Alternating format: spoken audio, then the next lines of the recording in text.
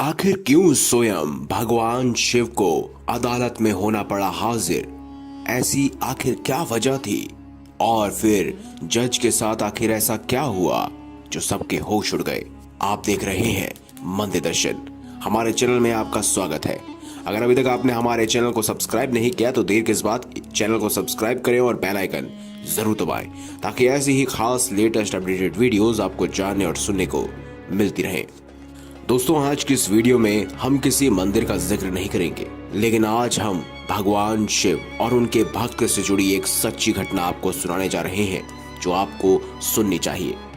दोस्तों, यूं तो आपने इंसानों को अदालत में जाते हुए सुना होगा, लेकिन क्या आपने भगवान शिव को अदालत में आते हुए कभी देखा है?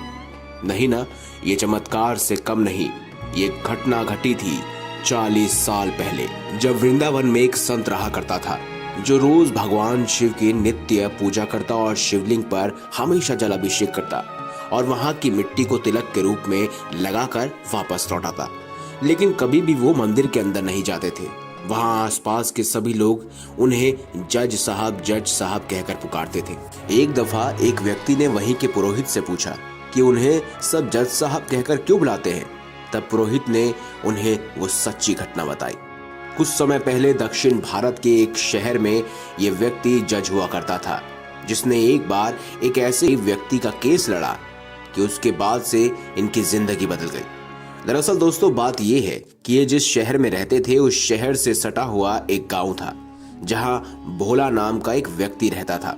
वह व्यक्ति काफी भोला और गरीब था, जिसने अपनी बेटी की शादी के लिए गांव के जमींदार से कर्ज लिया था।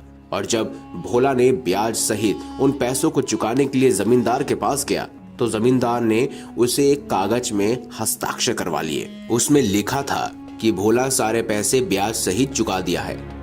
जिसके बाद जमींदार ने कहा कि भोला, इस कागज को ध्यान से पढ़ लो। लेकिन भोला तो अनपढ़ था, इसीलिए उसने कहा, जो भी हो मेरे भोलेनाथ जाने। ऐसा सुनकर जमींदार के मन में लालच आ गया।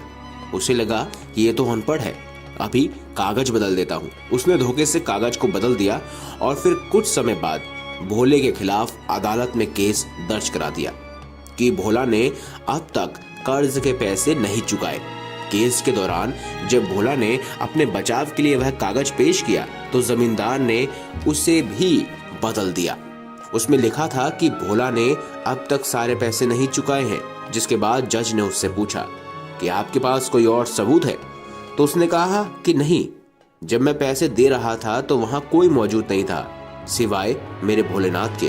तब अदालत ने भोलेनाथ को अदालत में पेश होने की इच्छा जताई। अगली सुनवाई के दौरान अदालत में एक बूढ़ा व्यक्ति पहुंचा जिसने गले में रुद्राक्ष की माला पहनी हुई थी और उसने जज साहब से कहा, भोला बेकसूर है। जज ने सबूत मांगा तो बूढ़ा व्यक्ति का कहना था कि जमींदार के कमरे के तीसरे कवर्ट में फाइल नंबर 12 में भोला के बेकसूर होने के सबूत है। जब इसकी छानबीन की गई तो पता चला कि यह वाकई सच था। उस व्यक्ति का नाम भोलेनाथ था। जिसके बाद जज ने भोला से पूछा कि यह बूढ़ा व्यक्ति कौन है? तो भोला ने उसे सारी बात बताई। जिसके बाद जज सच्चाई सुनकर और सच्चाई को जानकर हक्का बक्का रह गया और पछतावे में आकर संत की जिंदगी जीने लगा।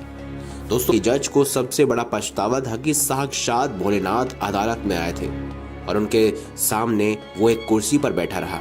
उन्हें पता ही नहीं चला कि यह साक्षात भोलेनाथ हैं।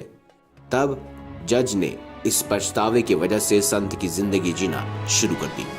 तो दोस्तों, आपका क्या मानना है इस कहानी को लेकर? अगर ये वीडियो आपको अच्छी लगी हो तो इस वीडियो को लाइक करें, हमारे चैनल को सब्सक्राइब करें और ज्यादा से ज्यादा शेयर अवश्य करें।